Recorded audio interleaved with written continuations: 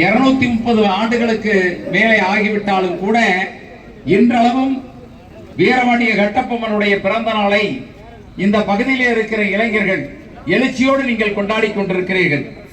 ஆக நீங்கள் ஒவ்வொரு ஆண்டும் இந்த கட்டபொம்மனுடைய வீரத்தை பறைசாற்றுகிற வகையில, வீரபாண்டிய கட்டபொம்மன் என்பது ஒரு இனத்துக்கான தலைவர் கிடையாது, ஒரு மதத்திற்கான தலைவர் கிடையாது, எல்லோரும் ஏற்றுக்கொள்ளக்கூடிய தலைவராகத்தான் வீரபாண்டிய கட்டபொம்மனை போற்ற வேண்டும். எல்லா இனத்திற்கும் அவர் தலைவர், எல்லா மதத்திற்கும் அவர் தலைவர். அவர் ஒப்பற்ற தலைவராக வீரத்தின் விளைநிலமாக இருந்தவர்தான் வீரபாண்டிய கட்டபொம்மன் அவர்கள். பிறந்த குழந்தைக்கு கட்டபொம்மன் பெயரை கேட்டால் பிறந்த குழந்தை கூட வீரத்தோடு எழுந்து நிற்கும் என்று சொல்லுவார்கள்.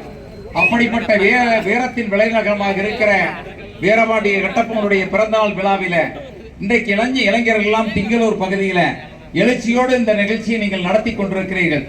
நீங்கள் இது பொதுநல அமைப்பாக நீங்கள் தொடர்ந்து நடத்த வேண்டும். இது மக்களுக்கு பயனுள்ள வகையிலே இருக்க வேண்டும்.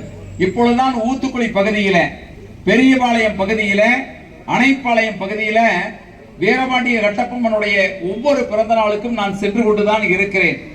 180 200 இளைஞர்கள் இன்றைக்கு அந்த பகுதியில பெரிய தனக்காரர் பட்டக்காரர் எல்லாம் கலந்து கொண்ட அந்த நிகழ்ச்சியிலே மாலை அணிவித்து விட்டுத்தான் அடுத்த நிகழ்வாக இங்கு வந்திருக்கிறேன். அவர்கள் இன்றைக்கு